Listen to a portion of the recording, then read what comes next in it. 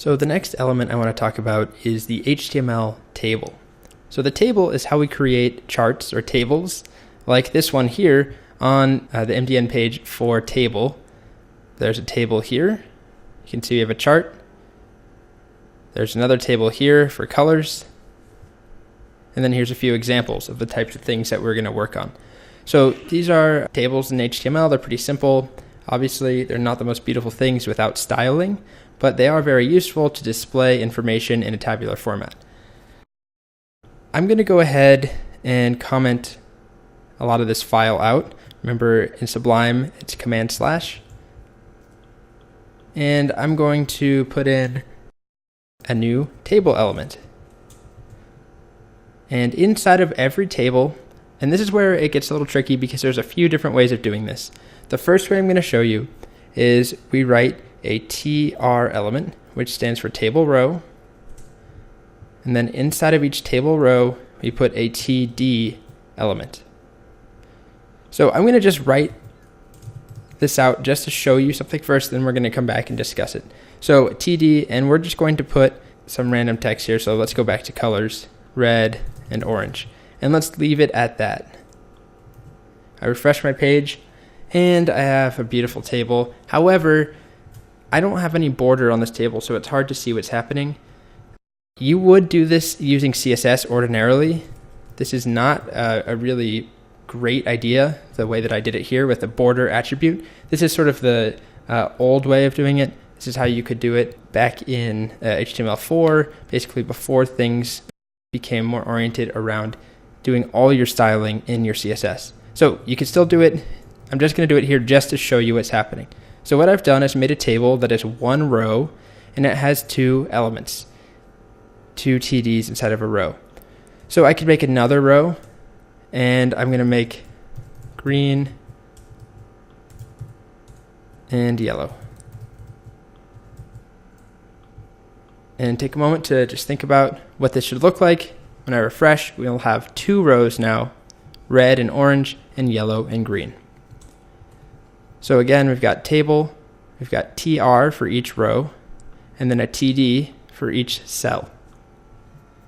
So that's great. The next thing, though, that I want to show is how we could create a heading on the table. So let's change our data a bit, and let's make this table about people. So we'll have something like name and age, and then below that we'll have, name is, maybe this is dogs. How about that? Rusty, my dog, who's 2.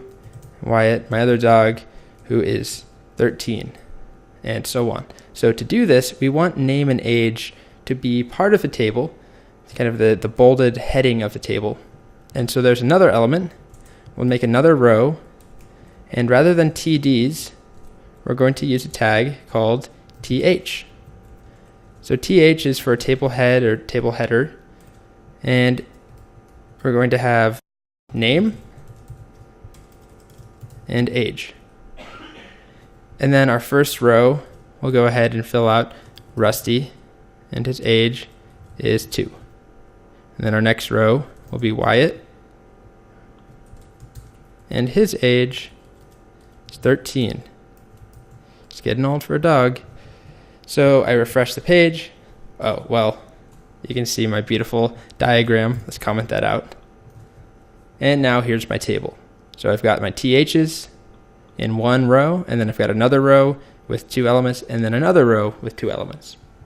So one other thing we can discuss here. There is a slightly more complicated way to make the exact same table. And it's not really more complicated. It's just another tag or 2 that gives our table more meaning. So right now, our heading information, these 2 headers, are just part of a regular TR.